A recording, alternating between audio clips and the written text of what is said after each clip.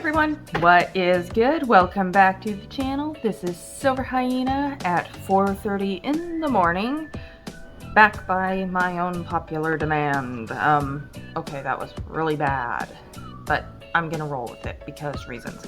Anyways, what I have for today's video is these paintbrush pens. Now that I have seen a couple other YouTubers using these things, and when I saw them, I was like, dang, I gotta get them. So I did, back in February.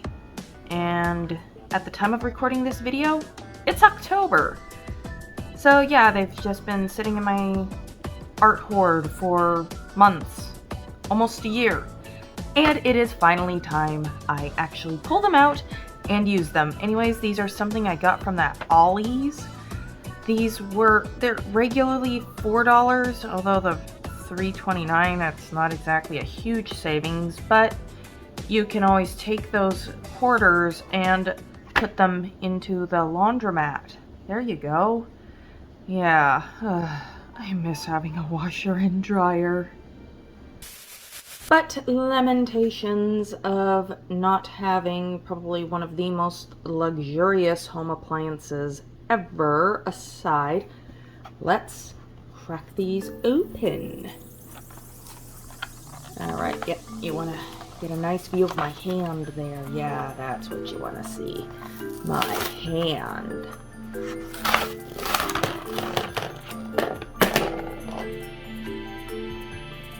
Perfect. Alright, so you get these 5 colors, and these really do look like... They look very similar to the water brushes. Here, hang on a second. I know I've got one. Yes. Yeah, like they look very similar to these water brushes. The thing is, these already have the colors all loaded up and ready to go inside them. So, can I do this with one hand? Okay, no, I'm gonna regret that. Give me a sec. Alright, so I decided to pull out my mixed media paper, which we'll see if I regret that or not, but honestly, this paper, this Master's Touch mixed media paper, it has taken just about everything I have thrown at it so far, like a champ. So, I want to see how well it'll take these. Alright. I don't want that crunchy stuff on there. So, it's like I can't tell if you're like supposed to squeeze these. Okay, so it's not squeezable. Thought it would be like the water pens, and well, let's see how this goes. Okay, well, like the tip is very flexible. Okay, so far I'm liking this. It's very similar to using a alcohol-based marker with a brush tip, so I do like that. And like the color, it's very saturated. So you got good color. And let's see here. Oh yeah, I'm liking this.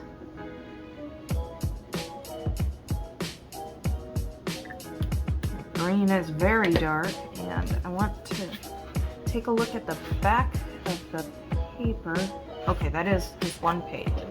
So there's like a teensy bit of bleed through, but it's not like an alcohol-based marker. So that could be good or bad depending. Anyways, I'm gonna carry on with the rest of these. Want to do a blend test, and oh yeah, there isn't really much of it. No, wait a minute, maybe there is. I mean, like, I might want to see how well these react with water. Like, I didn't even bother to see if they were... Oh, here I go, dumpster diving. Yeah, it's like, does it say if they're water-based? Yeah.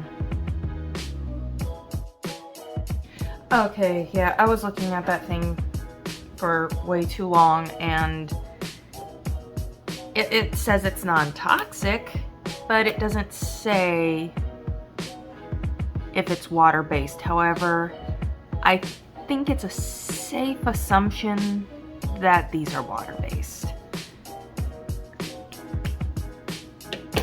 So just a moment, let me finish up these swatches and then we'll get to the blend test. So,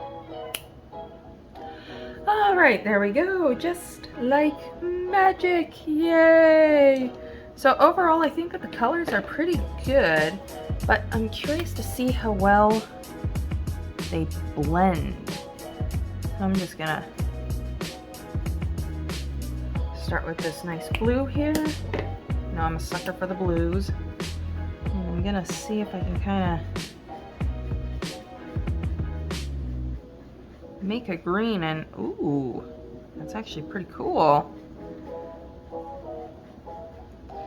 Okay, so it's not exactly a smooth, seamless blend, but you can definitely do some color mixing on the page, which I actually find to be a huge relief.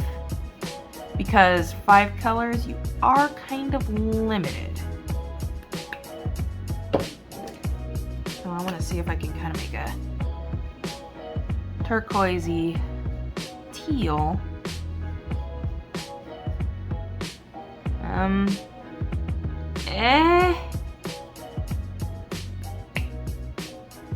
Maybe we'll get back to that. Now I think it's time to try a water test. I've actually still got some water in here, so we're gonna see how well this goes. So I'm just gonna wet the page a bit.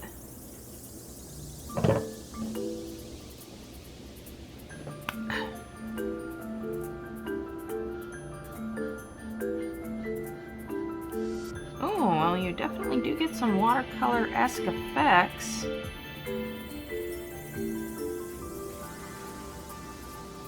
So I might get one of my mixing palettes out. Okay, so it's like you definitely do get a bit of a watercolor effect. Now that leads me to try putting it on dry. Well, as dry as this gets. And then let's immediately put some water over it. Let's see what happens. Well, kind of. It's not particularly strong, but it does work. So now that the swatching, because, well, let's be honest, it's only 5 little things, it's not gonna take that long, is done, it's time to just get on into that illustration. Let's just jump in and kind of explore as we go. I mean, why not? Oh, did I even show? Oh, jeez, I didn't even realize that wasn't even in frame. There's the wet on dry. Yeah, oh boy, am I gonna have editing to do.